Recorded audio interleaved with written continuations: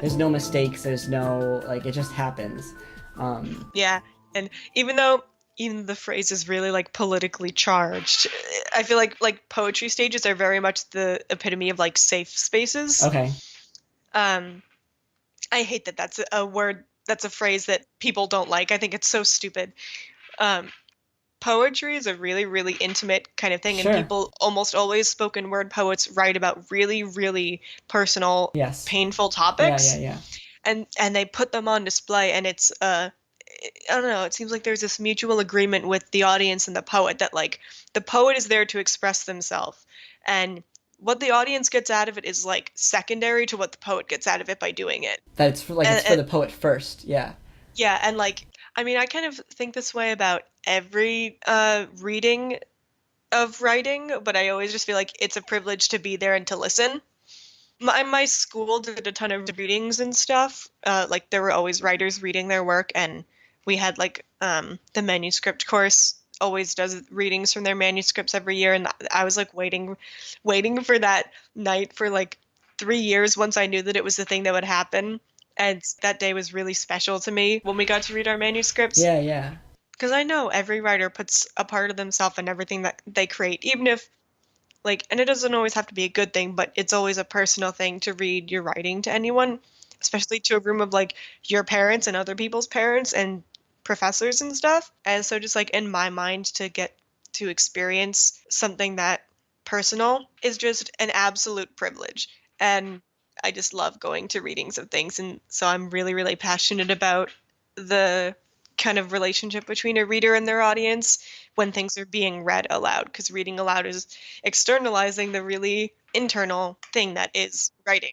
Well, okay, so like you think of, I think of this is the first time I'm, now that you mentioned, like that's the first time I'm thinking of it in that way, that it's for um the author first. I think I thought of like reading poetry out loud to an audience as like performing, and you think of, almost you think of like a movie, you know, that it's only for the audience. It's there as a performance. So I never thought of it the other way. That's interesting that it's also for the reader too, and it actually ties in a little bit too because so last week I was going through this really weird art block. I went back and I listened to all of our episodes, and Oh, like I was taking notes. I was sitting there at work, and I was like, "Whoa, this is how I feel." Like, oh, it was so cool. The episode with Jeremy was really neat, and actually, like what you said too about the house, trying to get into a house, and it being locked. My most recent painting, I was trying to paint it and trying to paint it, and I was like, this is not the right painting for me right now. I need to put it away. This isn't the house I'm meant to be breaking into right now. And I went back 2 days later and I finished it. And like, I don't know, it was just weird that I guess I never thought that the podcast could be for me too. So like that was really neat for oh, me, and now I'm going back and I listened to the one with Amy, and like I got some stuff out of that too, and like, oh, that oh, was that's so so cool for me. cool. Yeah. Yeah, um, it's nice because I don't know, the way I see it is like we're always growing as people. So like you listen to our old episodes and it helped you, and like that's an area of growth. And I think it's cool that we can, if we're going through a spot of trouble, we can like pick an episode that has to do with what we're feeling. Very true. Yeah. Like I really like that, and it's just really neat. It was funny that episode. I don't know. I think I realized during it and after it that it was like really important for me to talk about that. I read your blog post.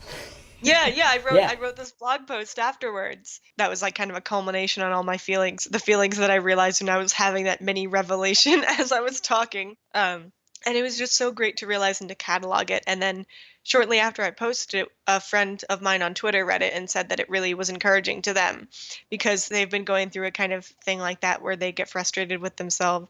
And that was just so wonderful. And it was like, this is why I do this. And this is why I write. This is everything. I was so happy. And then that gave me that emboldened me to keep working despite whatever I was going through in that moment. Just that reassurance that this is going to help someone, even if I don't feel like it is, because I'm feeling kind of whatever about it. And I Yeah. just, like, you never know who it's going to get to. But I can take comfort in that, knowing that, okay, maybe this doesn't feel that great to me right now, and maybe I don't think it's going so well. But who am I to basically to say that this has no meaning when I've been told by, like, there are people out there who need to hear this thing that I'm Sure. writing right now that I Yeah. don't think is all that great. Yeah. Yeah. I guess we can get to some of the questions here. So Sure. what we're going to be doing with this episode is we're going to fudge our way through it, and If you haven't noticed already, we don't have a guest. we don't have a guest. I guess you could say our guest is Carly, in that we're going to try to focus on writing. That's kind of our theme, but like also, um, as we're kind of winding Fablebreakers down, we want you guys to get to know us too, and to have a little bit more of an open discussion just about who we are and why we create and what we do. So we have some questions here. I don't know. We'll get to all of them, but um, I don't know. So I've never asked this before. Who are your biggest influences when you write? Like, who are your... So, so I made a list of a bunch of things that inspire me, like people and artists and writers and stuff, just for this episode, because I know I would forget a million names if I was asked. But surprisingly, the list of things that influence my writing is 4 times smaller than the list of artists, like visual artists I like. And it's weird because, I love books and I have a lot of books that I love, but I wouldn't say that the books that I love, for the most part, influence my writing in terms of style. Um, there's only one book that comes immediately to mind that has had any influence on my writing, and it's The Book Thief by Marcus Zusak. The Book Thief was the only book I've ever read that kind of opened my eyes to the fact that writing was really great and that writing could be so beautiful and that words were so powerful. And like, because the entire theme of The Book Thief is about words, and there's a quote in it that's like the first thing I knew I ever wanted to get a tattoo of. um if I ever get tattoos. But that was like a thing where it's like I love this quote so much that it was immediately easy to know that I would get a tattoo of it if I had the chance, because it's just so important to me. Um, the book is narrated by Death, and it's really, really interesting. The one line, I think I'm almost positive oh my gosh, is it by Death or is it the main character? Anyway, the quote is, "I have hated words and I have loved them and I hope I have made them right." And I just really like that. The whole book is about writing and words, and like, because the Nazis were doing book burnings. And I was really young when I first read it. And so it didn't totally click with me, but it felt very important and special to me. I think Marcus Zusak's book was kind of what opened my eyes to metaphors and You do making love your metaphors. I really do. And figurative language, and kind of going for some weird things with figurative language sometimes, like pushing the boundaries of the comparisons you can make and relying on your readers to fill in the blanks sometimes. And that's really the only book that comes to mind in terms of style was what influenced me. But there are other writers, just not books, and I talk about them a lot. But so the songwriter Anais Mitchell, she's a folk singer songwriter, and she's just incredible. All her music is amazing, but her lyrics are just really, really great. And I really, really want to write like her and have uh, my words have the same kind of punch that her lyrics do. And then we did talk about him before, Radical Face. You are Um, currently wearing a Radical Face t-shirt. I am currently wearing a Radical Face t-shirt.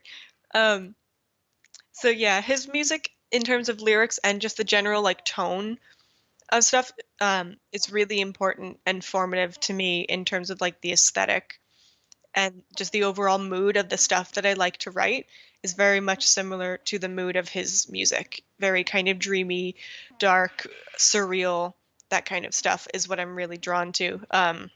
So yeah, that's that. My influences in terms of writing. I'd love to be a better writer. I think that's something I'd like to focus on, in this coming year. Mhm. And maybe you can give me some pointers. That would be nice. Um, There are vague kind of rules I could tell you of like show don't tell most of the time. mhm. Use the active voice instead of the passive voice most of the time.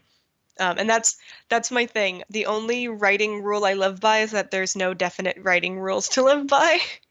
Um, it makes me very mad when I see writers, usually like popular, very popular authors, saying, never do this in writing, never say this thing, never do this, because you don't know what works for other people. And I just hate it when people try to prescribe practices on other people, especially when it relates to creative things, because you can't say There's no what right or wrong works. answer. I think Um, for me, what has helped at least with my art is that at first I think the line you have to know the rules before you can break them maybe yes, yeah, is a good thing to keep in mind because before I was able to ever draw like my own characters or anything like original, I had to learn how to draw things realistically. Like I've always wanted to draw like yeah, Dr. Seuss, but even Dr. Seuss, I'm sure at some point, I would hope so, had to learn probably had went to school and learned how to draw hands realistically and learn how to draw eyes realistically, and then he was like able to break the rules. And of course, even that rule is probably meant to be broken. But that's one of yeah. the things that I found for me. I don't draw things realistically anymore, as much. But those that framework of that realism that I learned when I was younger helps me break the rules now and know how far I can push things. So There's a quote by Picasso, I think, that it's something like, it took me 10 years to learn how to paint like the masters, but my entire life to learn how to paint like a child. yes, yep. And yeah, this I think it does. It can be applied to writing, though. You have to know the rules before you can break them. Because I know a lot of writing that deliberately breaks grammar rules and stuff, but it does it for a certain purpose that's so well executed. I like to do a bunch of sentence fragments and stuff, which are technically incorrect ways to write sentences. Um, but I love them, and they work so well. I know Amy does that too. We talked about about that you can pry our sentence fragments from our cold dead fingers. um, um, and they can be so important for setting a character's voice if they talk in really choppy sentences like that. If they can't complete a thought, like, it's very, very important to establishing the tone of a piece and character and stuff. So yeah, you definitely should know how to form coherent, correct sentences, but you don't always have to write a good story. You kind of already did a little bit, but I don't know. I want to hear about your OCs and like your Ah! original, because like I know a couple of them, and I've probably drawn a couple of them at some point. But I you know me, I Yes. always love to hear about like people's original characters and like even if like try not to spoil anything for your stories, but go ahead. Which ones? Oh goodness. There are Uh, so many. okay, so what about the story that you were sending out like for editing? Okay, the fantasy one. Yes. Yeah. Um, that is a medieval fantasy novella. It's called Like the Raven. I love that title so much. I'm probably never going to change it, even if it actually has nothing to do with the story. I will fight my beta readers on this. And I knew I wanted to write a story about a lady thief for a long time, and I had that phrase, and then I decided that her name was going to be Ravenna, and I was like, oh, this is perfect. That works. And yeah, so the story is it's about an ex-thief named Ravenna who's on a journey to find the tomb of a mad king so she can get his crown and trade it for the life of her daughter who's been kidnapped.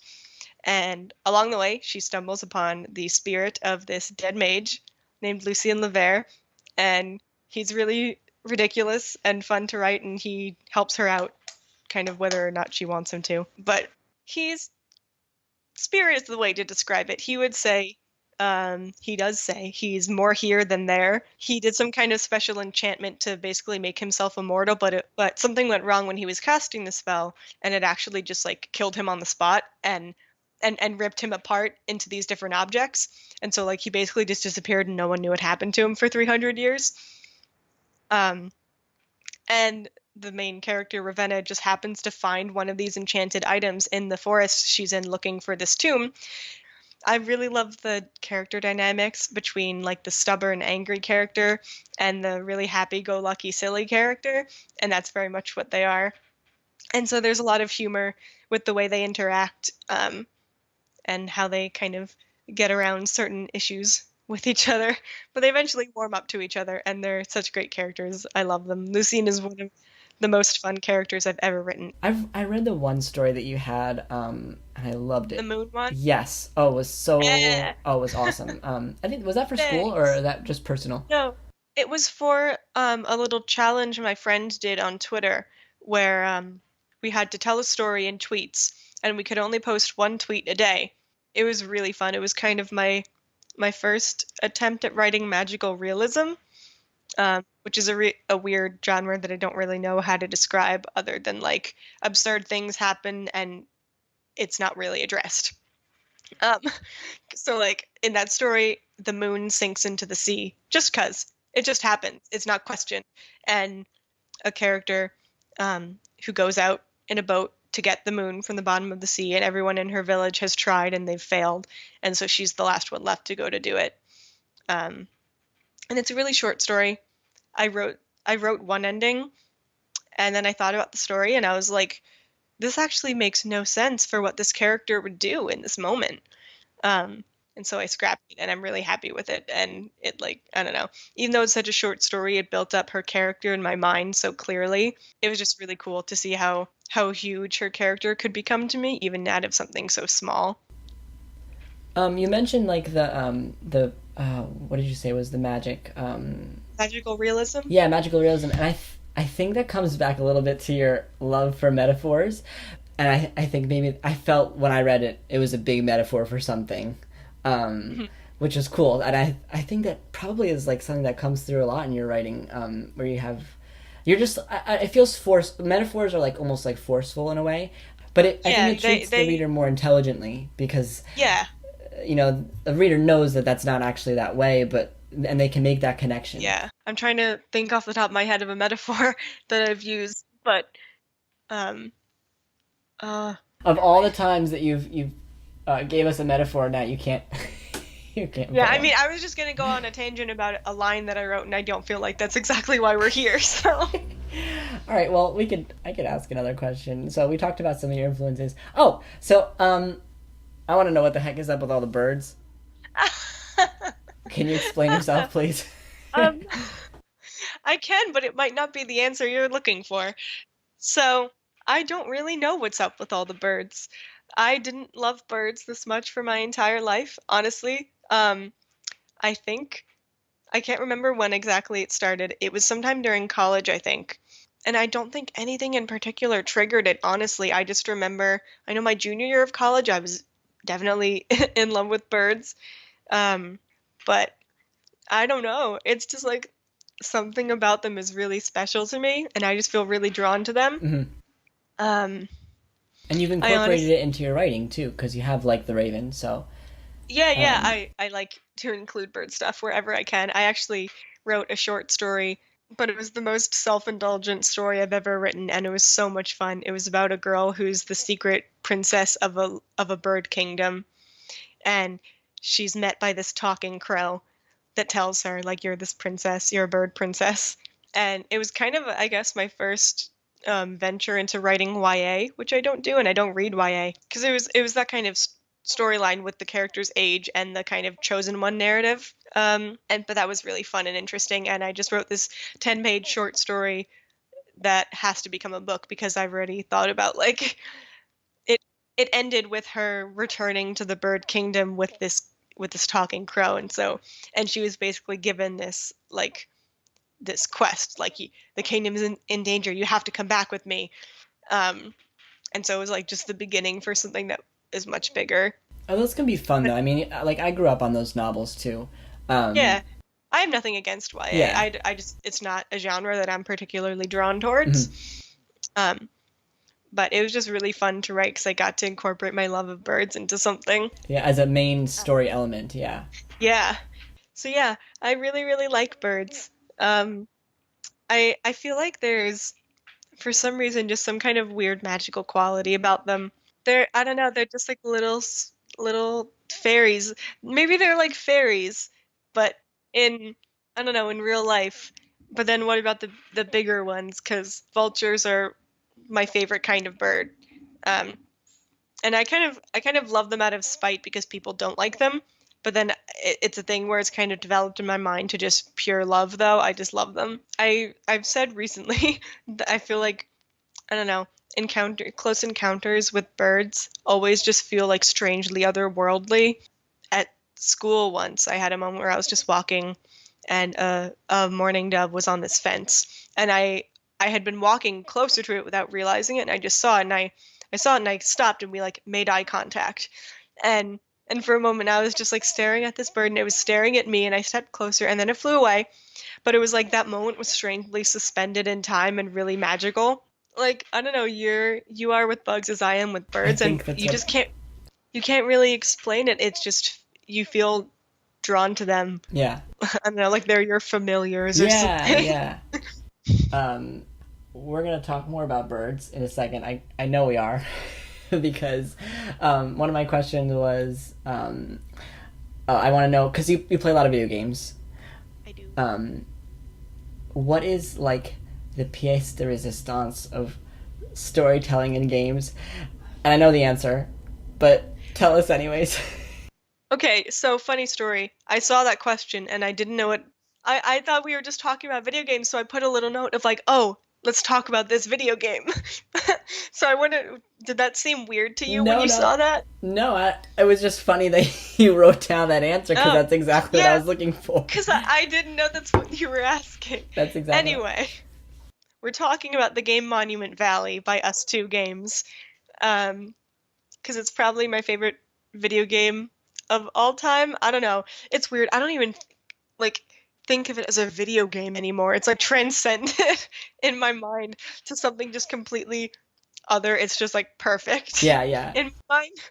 Um, yeah, it's a mobile game by Us Two, and it's a puzzle game. It's about kind of crazy architecture. If you're familiar with the artwork of MC Escher, those kind of impossible stairways and things, it was very heavily based on that and the idea of impossible geometry. So yeah, the story of the game is fairly simple. You play as a princess named Ida who is on a quest for forgiveness, and she is returning these pieces of geometry that she supposedly stole. And there's very little bits of dialogue throughout the game, not a lot. There's a character you run into every couple of levels who tells you a couple things, and then there are little lines at the introduction of each level telling you kind of what the purpose of the level is. So there's really not much in terms of words to guide the story. But the creators have said also it's a game where you're supposed to kind of project yourself onto the characters. Like the main character, Ida, literally is a blank slate. She doesn't have a face, which is really funny to me because I think she has such a personality and she's such a built-up character in my mind, but I also relate to her a lot.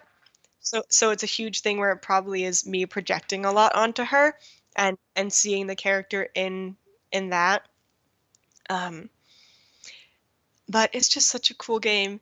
It's so visually It's stunning. a yeah, it's visually beautiful, but it wouldn't have done well as, like, say, a movie. The interactivity is Yeah. very Oh yeah. it's a very big part of the storytelling. Hmm. It's such an intelligent game. And they just It's came out with Monument Valley 2, which I'm currently yeah. playing and loving. I just love it so much. I love Us Two Games so much. They're just amazing creative people and I love them. Yeah. I'm so proud of them for everything they do. I think they're just all brilliant people, and they really get storytelling and video games and how to get people to like video games who don't normally like video games. Yeah. I just like support everything they do. They make me so happy. Um, but yeah, in the original game, there's a level called The Descent that's very different from the other levels in terms of tone and visuals. Um, it just means the world to me, that level. That like if that level wasn't in the game, I probably wouldn't have loved it as much as I did. Like it's just such an important level to me personally because I feel like I project a lot of meaning onto it. But Us Two is really good at knowing when to make subtle changes to subtle details, like with the descent in the level instead of uh, holding out a piece of geometry at the end, she she has a flower, and the significance of it's very important. And so knowing when to have those little moments where you change certain details is just huge. And yeah, please play Monument Valley and Monument Valley 2. And the first game has an expansion that you can buy, so It's they so do cost good. money. The expansion, I think, is absolutely 100% worth it. Please get them. Yeah. um, I don't know if I don't want to keep you much longer, Carly, but did you like write up answers to each of these, or did you have an answer in mind? No. Were there any fables Um, that writers come across that you had in mind, or like? the biggest thing, I guess, the biggest fable that I deal with as a writer that I'm most passionate about as a writer is that the writing process is a simple thing. Um, that is so not true. And to try to get writers to do things a certain way when their brains just don't work that way is really detrimental, and it can lead to a lot of depression. Because I've dealt with that where I try to make myself do certain things or work a certain way and it doesn't work, like we've talked about in our previous episodes, and it just makes me depressed. And because I'm trying to force myself to do something that I shouldn't be doing. Um, so things where, popular authors will try to tell writers, never do this or always do this. Like, don't listen to them. Just do what works for you. Um, Another thing that I hear a lot that is kind of a complicated issue is the idea that writers need to write every day and to have really persistent work ethics. And I think it's very different to say just like write every day or you're not going to make it or do anything good. It's different to say that than it is to just say have discipline and work hard and, push yourself to do well and to create even if maybe you don't feel like it. Like there's a difference between discipline and making yourself miserable. So like Amy is someone who I've talked to about this before because she is more on the side of pushing yourself to work hard. And she's very good at kind of making herself get words on the page because that's what works for her. She can do it. Whereas me, as we know, if I try to force myself to get words on the page when they're not there, it's just going to make me miserable. And that's not good for my writing process.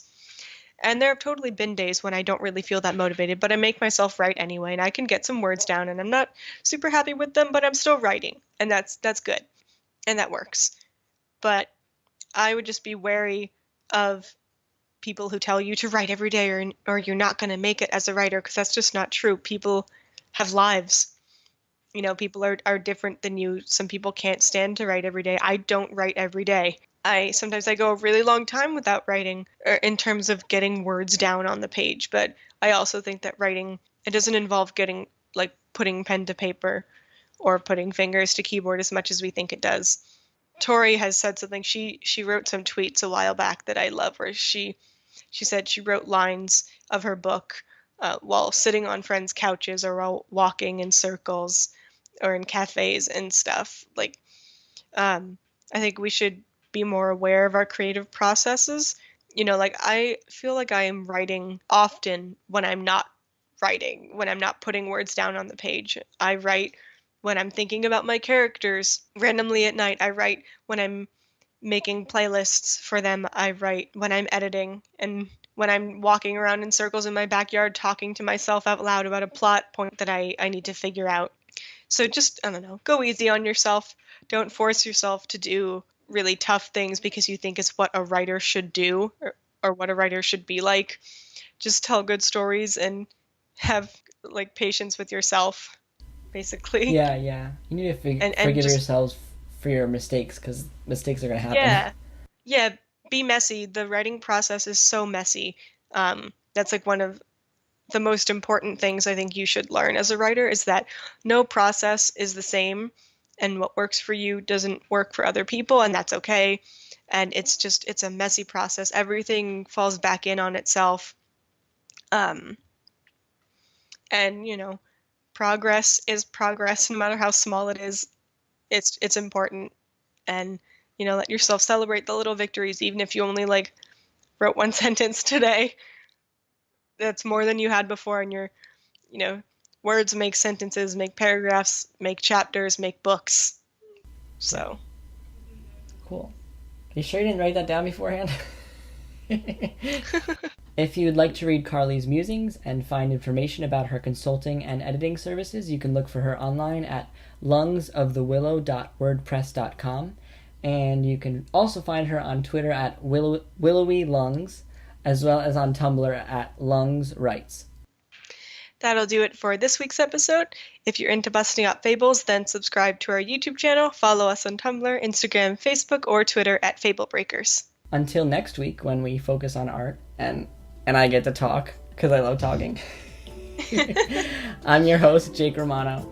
And I'm Carly Racklin, and you've been listening to Fablebreakers.